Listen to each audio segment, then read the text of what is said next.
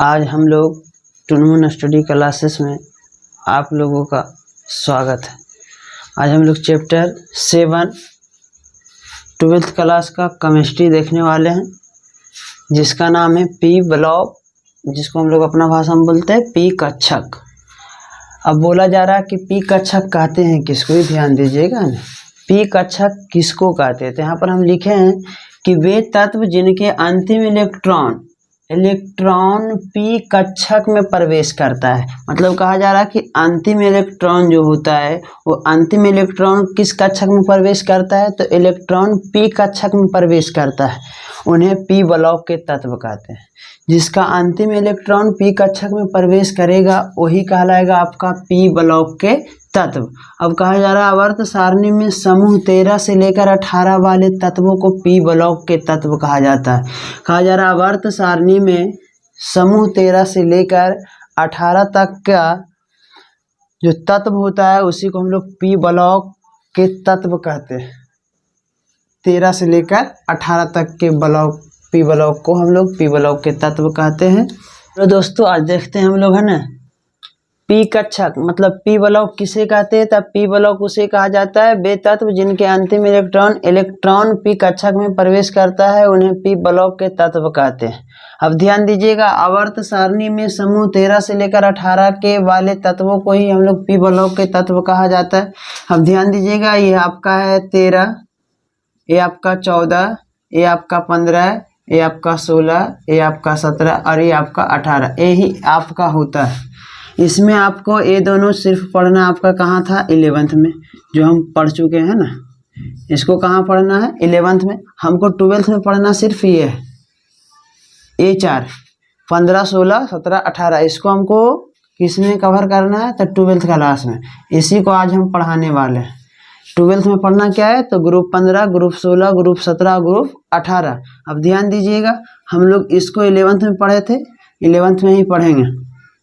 हम लोग स्टार्ट करने वाले हैं ग्रुप 15 से। अब यहाँ पर ध्यान दीजिएगा, इस जो बनाए ये टेबल, इस टेबल में आपका धातु कौन है, उप धातु कौन है और अधातु कौन है। तो ध्यान दीजिएगा, जो आपका ये नज़र आ रहा है यहाँ से, ये तिरछी लाइन जो आपका नज़र आ रहा है यहाँ से, ये क्या कहलाएगा? तो ये कहलाएगा आपका उपधातु। ध्यान दीजिएगा, हम ये पढ़ रहे थे ग्रुप 15, ग्रुप 16, ग्रुप 17, ग्रुप 18, ये सब क्या है? तो ग्रुप 18 तक पढ़ना है किसमें? 12th में। लेकिन 13 और 14 क्या चीज़ में पढ़ना है? तो 11th में। अब ध्यान दीजिएगा, यहाँ से जो लाइन गया है, ये लाइन नज़र आ रहा है सबको, यहाँ तक गया है, तो ये आपका जो नज़र आ रहा है ये सब क्या है? उपधातु है आपका, ये भी और ये भी। मतलब आपका ये और ये यहाँ तक जो आपका है, और ये जो आपका है, और एक आपका ये क्या कहलाता है? तो ये आपका उपधातु है। क्या है? उपधातु, उपधातु। और उपधातु है इधर का आपका साइड का जो है ये कहलाता है धातु, ये कहलाता है आपका क्या? तो धातु। और इधर साइड वाला कहलाता है आपका आधातु। क्या कहलाता है? आधातु। सभी बच्चे ध्यान दीजिएगा, हम इसको क्या किए हैं? तो आप लोग देखिएगा, इसको क्या किए हैं? धातु को चुनने वाले हैं ना। तो इसमें ध्यान दीजिएगा क्या किए हम लोग, जो आपको नजर आ रहा है मोटी लाइन के अंदर, ये आपका क्या कहलाएगा? जो मोटी लाइन के अंदर नजर आ रहा है ये क्या कहलाएगा? आपका जो नजर आ रहा है आपका मोटी लाइन में, सभी वो मोटी लाइन में जो भी अंदर है वो क्या कहलाएगा? तो उपधातु। उपधातु क्या कहलाता है? तो उपधातु। और आपका जो मोटी लाइन के बायां तरफ है, जो बायां तरफ है वो क्या कहलाता है? तो धातु। क्या कहलाएगा? धातु। और जो आपका दायां तरफ है वो क्या कहलाएगा? आधातु। तो ये सभी को समझ में आ गया होगा ना कि जो आपका मोटी लाइन के बीचों बीच में वो क्या कहलाती है? उपधातु। मोटी लाइन के बायां पक्ष में धातु और दायां पक्ष में आधातु। अब इसके आगे हम लोग चलेंगे ग्रुप 15, नाइट्रोजन परिवार। चलिए आगे हम लोग बढ़ते हैं। आइए हम लोग आगे देखने वाले क्या है? Nitrogen family. नाइट्रोजन फैमिली में हम लोग क्या क्या पढ़ने वाले? तो पहले पढ़ेंगे हम लोग परिचय। परिचय पढ़ने के बाद हम लोग पढ़ेंगे नाइट्रोजन परिवार। क्या पढ़ने वाले हैं? तो नाइट्रोजन परिवार। उसके बाद क्या पढ़ेंगे? प्राप्ति। उसके बाद पढ़ेंगे भौतिक गुण। उसके बाद पढ़ेंगे रासायनिक गुण। उसके बाद पढ़ेंगे नाइट्रोजन का असमान व्यवहार।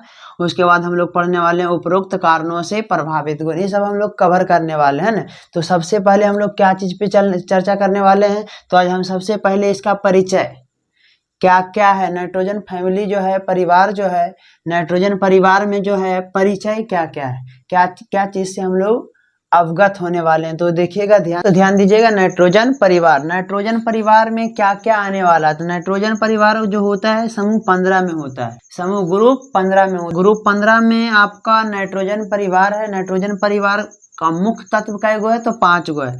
नाइट्रोजन परिवार का जो मुख्य तत्व है ग्रुप 15 जो है, ग्रुप 15 में कितने तत्वों का मिश्रण है? तो 5 तत्वों का है। कितने तत्व? तो 5 तत्व। कितने तत्वों का? तो 5 तत्व। नाइट्रोजन परिवार जो है उसमें समूह 15 में 5 तत्व आते हैं। पहला आता है नाइट्रोजन, दूसरा आता है फास्फोरस। पहला आता है नाइट्रोजन, दूसरा आता है फास्फोरस, तीसरा आता है आर्सेनिक, चौथा आता है एंटीमनी और पांचवा आता है बिस्मथ।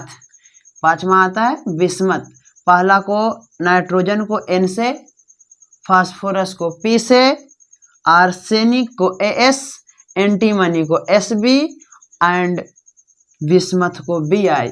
इसको याद रखने का ट्रिक बहुत इजी है, बहुत इजी याद रखने का ट्रिक है। नाना पापा असलम सब बीमार, नाना पापा असलम सब बीमार, वो याद रखिएगा तो याद हो जाएगा। नाना पापा असलम सब बीमार। तो नाना से हो गया नाइट्रोजन, पापा से हो गया फास्फोरस, असलम से हो गया आर्सेनिक और सब से हो गया एंटीमनी एंड बीमार से हो गया बिस्मथ। अब आगे हम लोग देखने वाले हैं, ध्यान दीजिएगा ना आप लोग। पहला पॉइंट तो हम लोग समझ चुके थे, दूसरा पॉइंट पे हम लोग चलने वाले हैं ना। दूसरा पॉइंट में कहा जा रहा है कि इन तत्वों को सम्मिलित रूप से निकोजन कहा जाता है। जो ये सब सम्मिलित होता है, जैसे सम्मिलित हो रहा है ना, नाइट्रोजन, फास्फोरस, आर्सेनिक, एंटीमनी और बिस्मथ, ये सब अगर सम्मिलित हो जाएगा आपस में तो ये सब सम्मिलित होने को ही हम लोग बोलते हैं क्या चीज़? सम्मिलित रूप को ही बोलते हैं हम लोग निकोजन कहा जाता है। तथा उनके यौगिक को सम्मिलित होता है तो निकोजन कहलाता है। निकोजन जो होता है उसका यौगिक को हम लोग निकोनिडिज कहा जाता है। अब ध्यान दीजिएगा, इसका ग्रीक में अर्थ होता है दम घुटना। इसका ग्रीक भाषा में अर्थ होता है क्या चीज़? तो दम घुटना। दम घुटना का मतलब क्या है? तो क्योंकि वायुमंडल के आयतना अनुसार 21% ऑक्सीजन को हटा दिया जाए तो शेष बची नाइट्रोजन में, तो दम घुटेगा ही हम लोग को, है ना। तो यही चीज़ पर ध्यान देना था कि वायुमंडल का जो आयतना अनुसार होता है वो ऑक्सीजन कितना परसेंट होता है? तो 21% को हटा दिया जाए तो उसमें शेष बची नाइट्रोजन में दम तो हम लोग को घुटेगा ही। तो यहाँ पर ध्यान दीजिएगा, इन तत्वों को सम्मिलित रूप से हम निकोजन कहा जाता है। क्या कहा जाता है? तो निकोजन कहा जाता है। निकोजन का यौगिक को ही हम लोग क्या चीज़ बोलते हैं? निकोनिडिस कहा जाता है। इसका ग्रीक में अर्थ होता है दम घुटने वाला, क्योंकि वायुमंडल के अनुसार 21% ऑक्सीजन को हटा दिया जाए तो शेष बची नाइट्रोजन तो दम घुटेगा है।